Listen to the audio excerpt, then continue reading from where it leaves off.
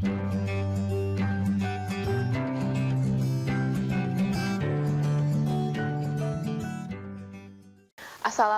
warahmatullahi wabarakatuh. Bertemu kembali dengan saya, Reza Rizdiana, dalam pembelajaran IPA. Nah, hari ini kita akan mempelajari materi kelas 8 mengenai tekanan zat.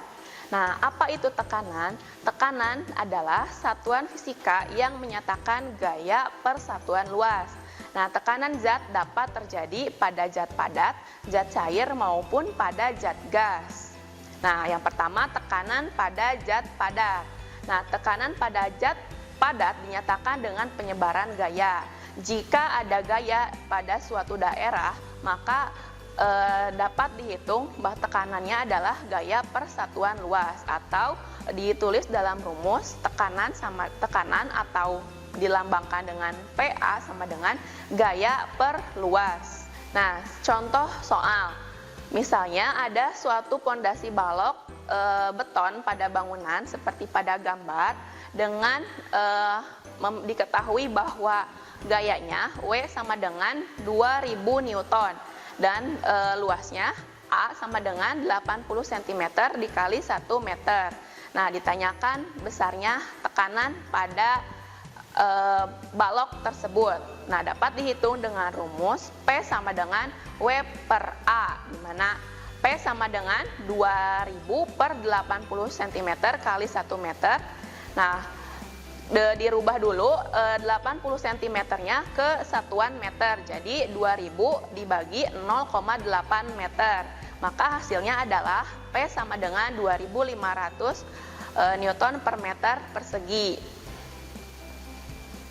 Nah, tekanan yang kedua yaitu tekanan pada zat cair atau disebut juga tekanan hidrostatik. Nah, tekanan hidrostatik adalah tekanan di dalam zat cair yang disebabkan oleh berat zat cair. Nah, alat ukur tekanan hidrostatik dinamakan Hartle. Tekanan hidrostatik dapat dihitung dengan rumus pH sama dengan Rho dikali G dikali H. Dengan keterangan pH adalah tekanan hidrostatik, Rho adalah massa jenis zat, kemudian G adalah percepatan gravitasi, dan H adalah kedalaman. Nah, yang selanjutnya adalah bejana berhubungan. Bejana berhubungan adalah sebuah bejana yang terdiri dari dua atau lebih pipa yang saling berhubungan. Pada bejana berhubungan selalu berlaku permukaan zat cair yang sejenis selalu mendatar dan sama tingginya. Bisa lihat pada gambar, jika bejana berhubungan itu diisi oleh zat cair, maka tinggi permukaannya itu selalu datar atau selalu sama. Nah, kemudian untuk mengukur massa jenis zat cair berdasarkan prinsip bejana berhubungan. Nah, tekanan pada minyak sama dengan tekanan pada zat cair, sehingga berlaku P1 sama dengan P2, atau diuraikan kembali menjadi P1 dikali G dikali H1 sama dengan P2 kali G kali H1 kali H2. Nah, jadi P1 kali H1 sama dengan P2 kali H2. Hukum Pascal. Nah, tekanan yang diberikan pada zat cair dalam wadah tertutup diteruskan ke segala arah dengan sama besar. Nah, itulah bunyi dari hukum Pascal. Nah, prinsip kerja hukum Pascal adalah saat suatu tabung dengan luas penampang atau luas lubang yang berbeda, jika diberi gaya maka akan diteruskan dengan besar yang sama. Nah, dapat dihitung dengan rumus F1 per A1 sama dengan F2 per A2, di mana F1 adalah gaya yang diberikan pada penghisap kecil, kemudian F2 adalah gaya yang diberikan pada penghisap yang besar, dan A1 adalah luas penampang pada penghisap kecil, dan A2 adalah luas penampang pada penghisap besar.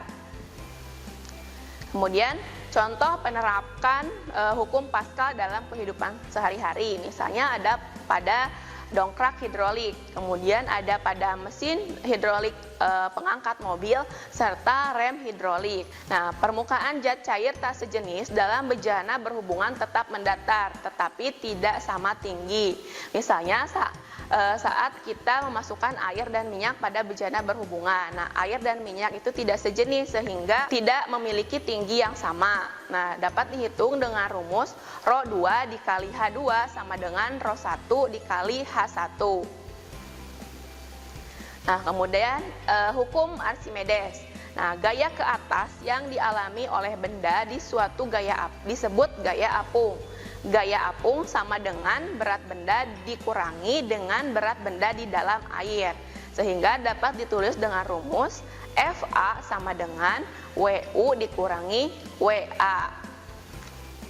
Nah, suatu benda jika dicelupkan sebagian atau seluruhnya ke dalam zat cair akan mendapat gaya tekan ke atas. Nah, besar gaya tersebut sama dengan berat zat cair yang dipindahkan atau yang tumpah. Nah, besar gaya ke atas ini sangat tergantung pada volume benda yang dicelupkan. Semakin besar volume yang tercelup, semakin besar gaya tekan ke atasnya. Sehingga dapat dihitung dengan rumus Fa sama dengan Pi Rho cairan dikali G, di mana Pi sama dengan volume benda tercelup, G adalah percepatan gravitasi, dan Rho adalah massa jenis zat cair. Nah, penerapan hukum Archimedes pada kehidupan sehari-hari diantaranya adalah dalam pembuatan jembatan poton, kemudian dalam hidrometer, kapal laut, kapal selam, serta balon udara. Nah, kemudian tekanan oleh zat gas. Nah, pada percobaan Torricelli dilakukan oleh Eva Evangelista Torricelli, yaitu seorang ilmuwan berkebangsaan Italia yang bertujuan untuk mengukur besar tekanan udara luar dengan membawa berbagai tabung yang ukurannya berbeda dan diisi oleh air raksa. Torricelli berlayar ke tengah lautan dengan meletakkan tabung-tabungnya dengan berbagai posisi. Nah, pada percobaannya diketahui sebagai berikut, di mana 1 atmosfer itu sama dengan 1 bar atau setara dengan 76 cm Hg. Nah, selanjutnya, ini merupakan gambaran dari percobaan yang dilakukan oleh Torricelli. Nah, kemudian barometer. Barometer adalah alat yang digunakan untuk mengukur tekanan udara luar atau di ruang terbuka. Nah, pemanfaatan yang lain dari barometer adalah digunakan untuk menentukan ketinggian suatu tempat dari permukaan air laut. Karena setiap kenaikan permukaan tempat setinggi 100 meter, maka berakibat penurunan skala barometer sebesar 1 cm. Nah, persamaannya adalah H sama dengan bar dikurangi SB dikali 100 meter, atau SB sama dengan bar dikurangi cm Hg. Nah, dengan keterangan H adalah tinggi tempat dari permukaan air laut dengan satuan meter, SB adalah sikap barometer atau skala yang ditunjukkan oleh barometer saat itu, kemudian bar adalah tekanan udara luar, di mana 1 bar sama dengan 76 cm Hg. Nah, kemudian ada hukum Boyle, di mana hukum Boyle menyatakan bahwa hasil perkalian tekanan dan volume suatu gas dalam ruang tertutup pada temperatur tetap adalah konstan. Nah, dibuat dalam persamaan PV sama dengan C atau P1V1 sama dengan P2V2, di mana P adalah tekanan dan V menyatakan volume. Nah, demikianlah penjelasan mengenai tekanan. Terima kasih atas perhatiannya. Wassalamualaikum warahmatullahi wabarakatuh. Kunjungi sosial media lainnya seperti website kami di pkbmalfata.com, Facebook PKB Malfata Manunjaya, Instagram PKB Malfata Official. Dan terima kasih telah klik video ini. Jangan lupa like, comment, share, dan subscribe untuk menunjukkan dukungan kamu terhadap channel ini. Enjoy the video PKB Malfata.